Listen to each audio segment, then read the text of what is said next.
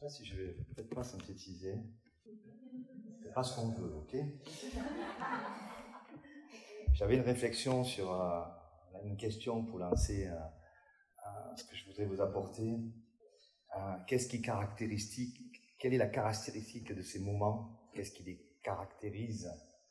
Bon, on pourrait tous dire quelque chose, je vais aller vite, mais la communion, évidemment, les messages, la parole, bien sûr, les prédicateurs, les témoignages des vies, les vies, l'amitié, évidemment, Dieu, vous l'entendez, c'est évident, sa présence, hein, et l'effet de cette présence sur ma vie. Hein. Vous partez pas pareil, j'espère, ça booste, ça redonne de la vie, ça donne du goût, et c'est sur ça que je vais m'appuyer.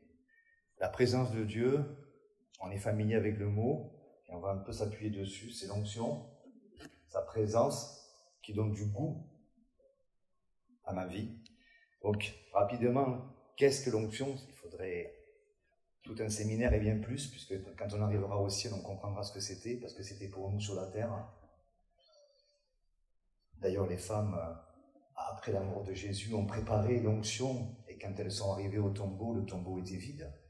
Plus d'onction à donner à un être, quelqu'un qui était venu revêtir notre humanité.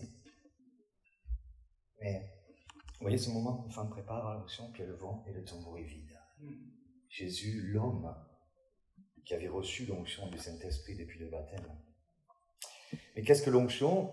Voilà, depuis la Pentecôte, je pense que vous avez tous reçu l'Esprit. Si vous ne l'avez pas reçu, vous pouvez le faire aujourd'hui. Mais vous recevrez une puissance de Saint-Esprit et vous marcherez selon l'Esprit, avec souvent quelque chose qui s'oppose à quelque chose de naturel en vous. Vous savez ça.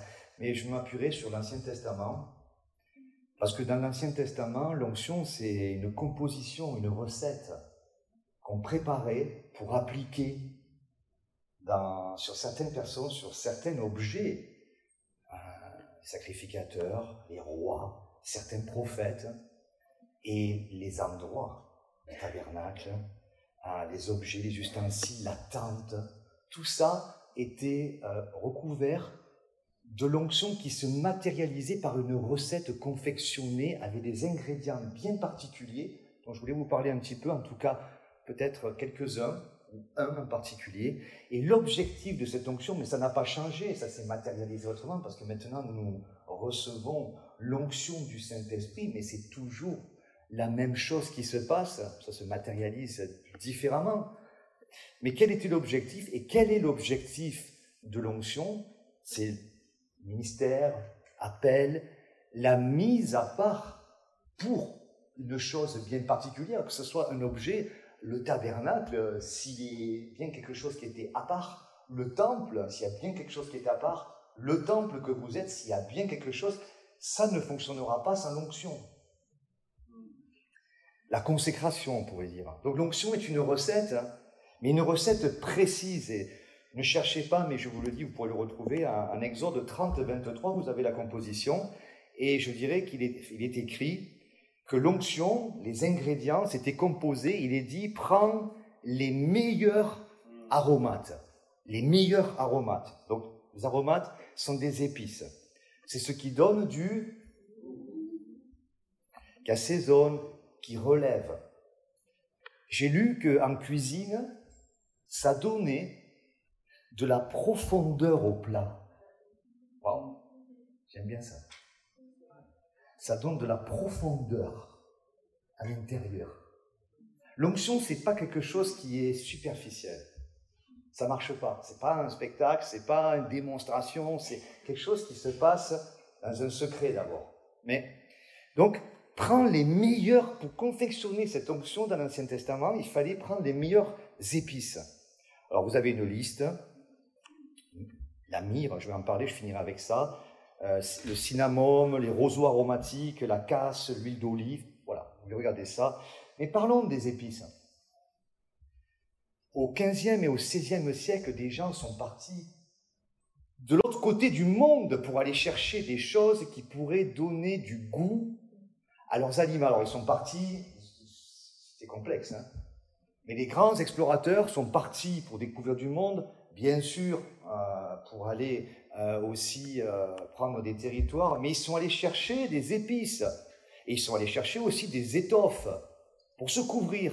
Donc ils cherchaient le goût, cherchaient la couverture, et au travers de tout ce qui s'est passé, évidemment, beaucoup sont allés là-bas pour chercher de l'or aussi, il n'y en avait pas tant que ça, et ils avaient tellement besoin de goût qu'ils ont trouvé des gens là-bas et qu'ils ont, par force, leur ont demandé de les aider à cultiver ceux qui pourraient leur donner du goût quand ils le ramèneraient, ceux qui pourraient les couvrir quand on les ramènerait.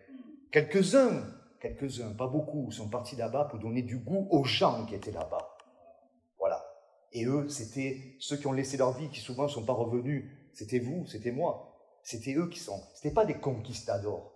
C'est ceux qui savaient que l'onction, la vie pouvait donner du goût, du sens. Et ça a été un commerce mondial. Aujourd'hui, je peux vous dire un truc. Donner à quelqu'un une direction, une route pour donner du goût à sa vie, il sera prêt à vous tuer si vous êtes sur sa route. Il sera prêt à faire des milliers de kilomètres si vous lui donnez que là-bas, il y a quelque chose qui va donner du goût, du pouvoir, du sens. C'est peut-être une femme, c'est peut-être une famille, c'est peut-être de l'argent, c'est peut-être un travail. Si ça lui donne du goût, ne te trouve pas sur son chemin, parce qu'il t'éliminera. Parce que l'homme a perdu le goût depuis Genèse, et il cherche le goût. Les enfants d'Adam et Ève ont trouvé qu'il y en avait un qui avait du goût, l'autre qui n'avait pas du goût, il l'a tué, et etc. L'être humain cherche le goût, il cherche des épices. Vous connaissez la recette. Vous connaissez la recette. Des fois, nous manquons de goût parce que la recette, on ne la respecte plus. Et je vais terminer. C'est intéressant parce que il y a beaucoup à dire sur ça, mais le goût et les étoffes. Qu'est-ce que vous allez là-bas tuer des gens pour amener du tissu? Ah oui, on a besoin d'être couverts.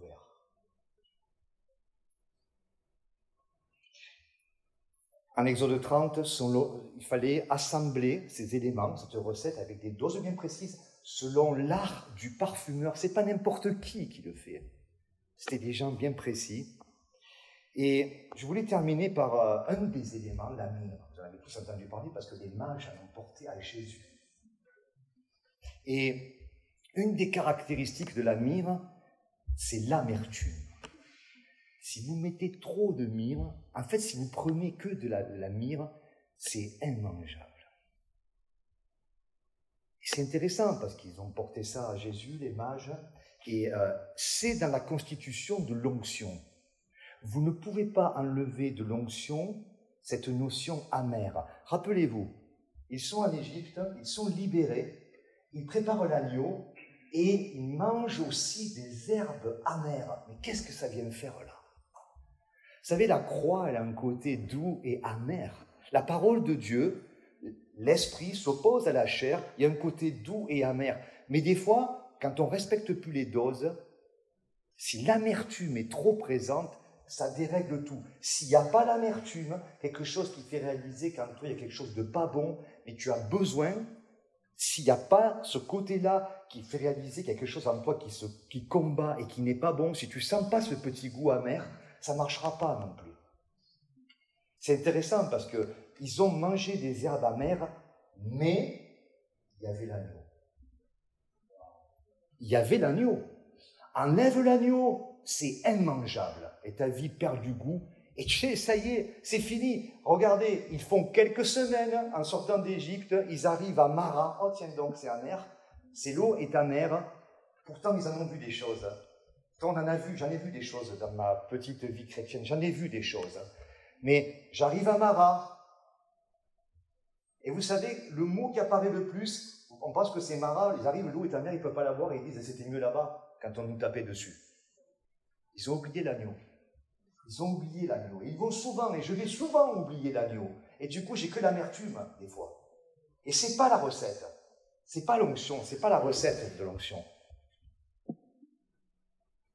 Je vais le remettre.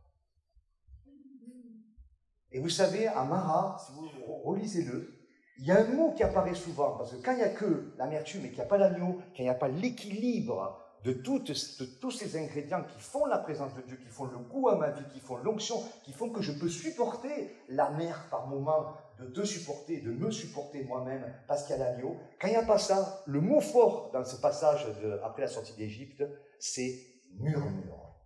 Et murmure, il est beaucoup plus présent que Mara. L'amertume donne les murmures. Et les murmures, ça ne veut pas juste dire, ça veut dire que tu restes un moment à un endroit et tu ne bouges plus de là. Parce que la recette, elle est plus respectée.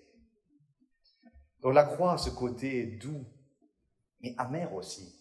Et veillons toujours, je clôture comme ça, et on a reçu beaucoup de choses, on a vraiment reçu beaucoup de choses.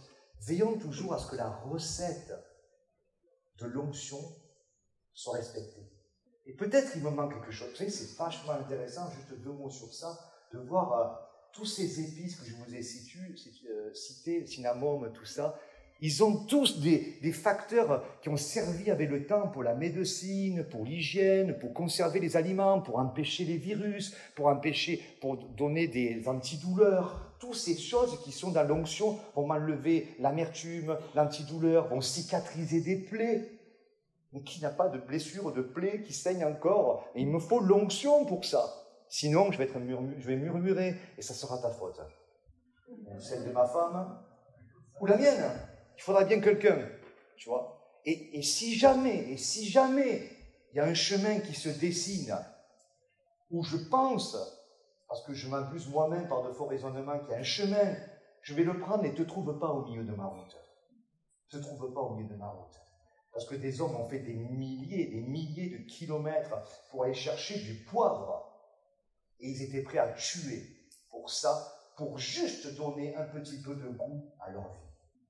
Juste un peu de goût. Et la croix, il y a des herbes amères.